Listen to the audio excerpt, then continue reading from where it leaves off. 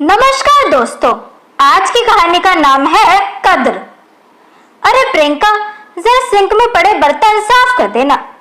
Mummy जी की आवाज प्रियंका के कानों में टकराई। जी अभी करती हूँ। 1 साल की बेटी टिया को तैयार करती हुई प्रियंका ने जवाब दिया।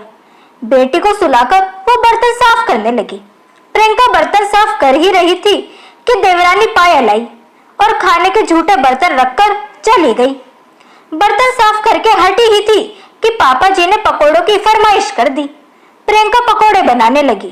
ये सारा काम खत्म करके देखा, घड़ी में 4 बज रहे थे। उसे जोरों से भूख लगी।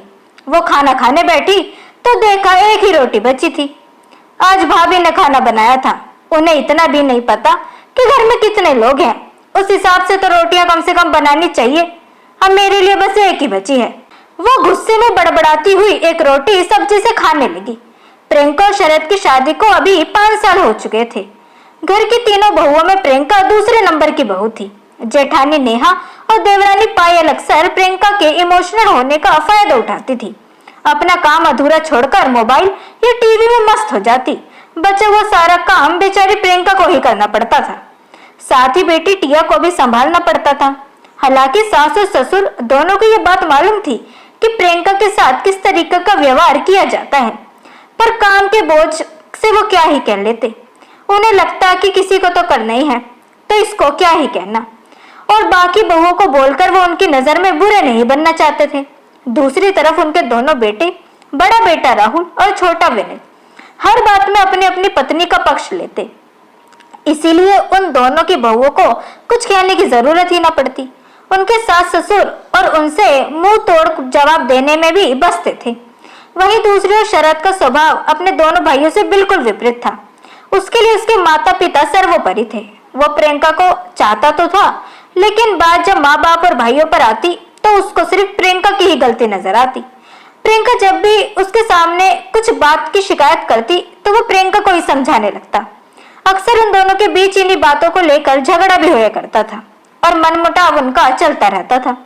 वहीं दूसरी ओर दोनों भाई अपनी अपनी पत्नियों के साथ सुखद वैवाहिक जीवन बिता रहे थे। प्रियंका भी बड़ी इमोशनल थी। वो किसी को कोई जवाब ही नहीं दे पाती थी और अंदर ही अंदर घुटती रहती। इधर शरद के माता पिता जब भी कोई बीमार होता या घर का कोई काम होता या कोई और कार्य होता तो उसके दोनों भाई साफ मना कर देते या कोई बहाना बना देते। वहीं शरद ऑफिस से छुट्टी लेकर उस काम को करता। शरद प्रियंका का साथ नहीं देता। इसी कारण बाकी सब भी प्रियंका को ज्यादा महत्व नहीं देते थे। दिवाली आने वाली थी। घर में सफाई की शुरुआत हो चुकी थी।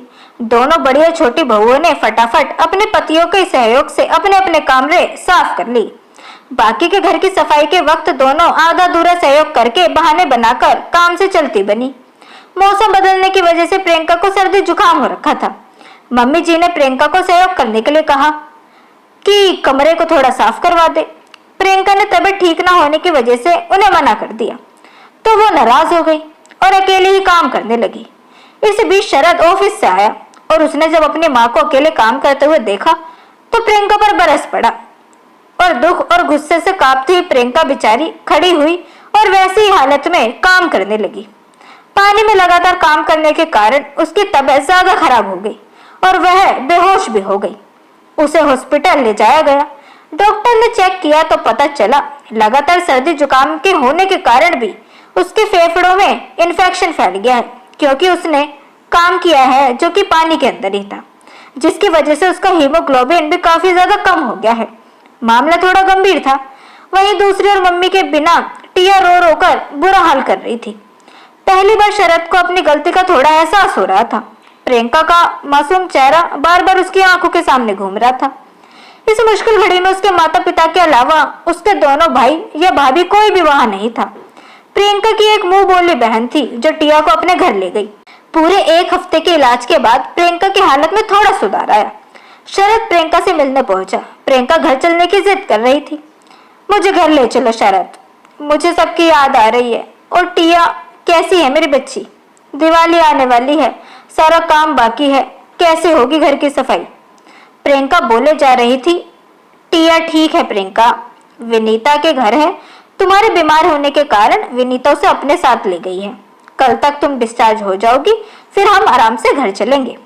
रही बात काम की, तो डॉक्टर ने तुम्हें रेस्ट करने को कहा है। जब तक तुम ठीक नहीं हो जाती कोई तुम्हें काम करने की जरूरत नहीं है।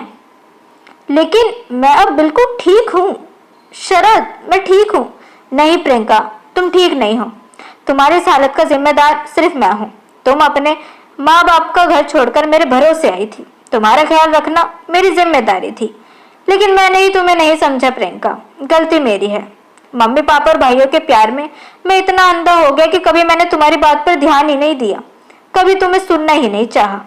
सच है, जिस औरत का पति उसकी कदर नहीं करता, फिर उसकी कदर वैसे भी कोई नहीं करता। मुझे अपनी गलती का एहसास हो गया है प्रियंका। मैं आज ही माँ पापा से बात करता हूँ। अब से घर में सभी लोग बराबर का काम करेंगे, और अगर कोई आपत्ति हो तो फिर हम अलग रह लेंगे। लेकिन तुम घर का सारा काम नहीं करोगी। अब से मैं तुम्हारी हर छोटी से छोटी खुशी का ध्यान रखूंगा। तुम मुझे समझ गए, मुझे और कुछ नहीं चाहिए। शरद, आज मुझे मेरी सारी खुशियां मिल गई हैं, कहकर प्रियंका ने शरद के कंधे पर सर रख दिया। शरद ने भी हौले से प्रियंका का हाथ दबा दिया, इस वादे के साथ कि अब से वह हमेशा प्रियंका का साथ देगा और उसके साथ खड़ा रहेगा। तो दोस्तों, कैसी लगी आपको आज की कहानी कद्र, ये हमें कमेंट सेक्शन के थ्रू जरूर बताएं। वीडियो अगर आपको पसंद आई हो तो इसे लाइक जरूर करें, साथ ही इसे अपने दोस्तों के बीच भी शेयर करें। चैनल को सब्सक्राइब करना ना भूलें। मिलते हैं आपसे अगली वीडियो में, तब तक के लिए गुड बाय।